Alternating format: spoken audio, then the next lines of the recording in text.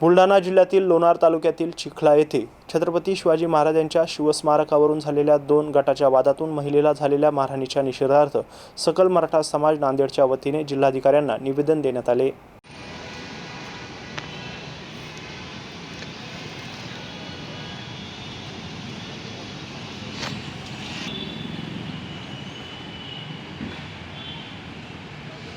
बुलढाणा जिल्ह्यातील चिखली या गावामध्ये छत्रपती शिवरायांच्या स्मारकावरून जो वाद निर्माण झालेला आहे, खरं तर त्या घटनेचा निषेध करण्यासाठी या ठिकाणी सकल मराठा समाज नांदेड तर्फे निवेदन देण्यात आलेलं आहे। छत्रपती शिवरायांचा या महाराष्ट्राच्या जडणघडणीमध्ये सिंहाचा वाटा आहे। आज जो महाराष्ट्र आपण गुन्ह्या गोविंदाने नांदताना पाहतो ते फक्त छत्रपती शिवरायांमुळे। ज्या छत्रपती शिवरायांनी स्त्री ही देवाऱ्यातील देवता आहे असा संदेश दिला, त्याच छत्रपती शिवरायांच्या स्मारक उभारण्यावरून जर एका बहिणीवर अत्याचार होत असतील, कुठेतरी ही घटना निंदनीय आहे आणि लज्जास्पद आहे। या महाराष्ट्रामध्ये महापुरुषांचं जडघडणीमध्ये मोठे योगदान असताना त्यांच्या स्मारकावरून असे वाद निर्माण होणे अत्यंत दुर्दैवी बाब आहे। प्रशासनाला आमची एकच विनंती आहे की झालेल्या घटनेमध्ये जे कोणी आरोपी असेल त्यांची सखोल चौकशी करून संबंधित आरोपींवर तात्काळ गुन्हे दाखल करण्यात यावे।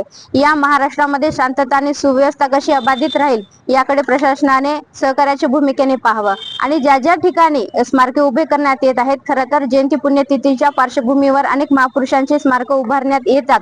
या स्मारकाची उभारणीमध्ये दोन्ही गटातील असो, दोन्ही समाजातील असो, धर्मातील असो, लोकांचा एक समन्वय साधून त्या समन्वयातून शांततेच्या मार्गाने ही स्मारके उभे करणं खरं तर ही महाराष्ट्रासाठी अभिमानाची बाब असेल।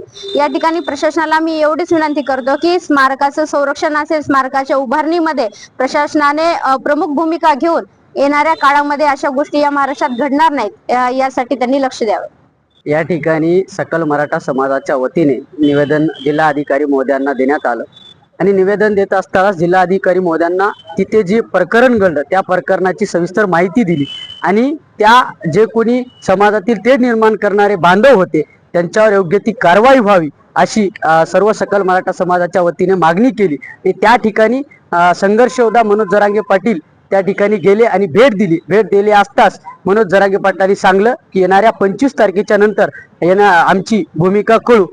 जर याच्यावर कारवाई काही झाली नाही तर त्या माता भगिनीवर आमच्या संरक्षण त्या माता भगिनीला दिलं नाही, त्या माता भगिनीला जर योग्य न्याय मिळाला नाही तर येणाऱ्या काळात संघर्ष योद्धा मनोज जरांगे पाटील म्हणतील त्या प्रकारे आम्ही भूमिका समोर ठेवू।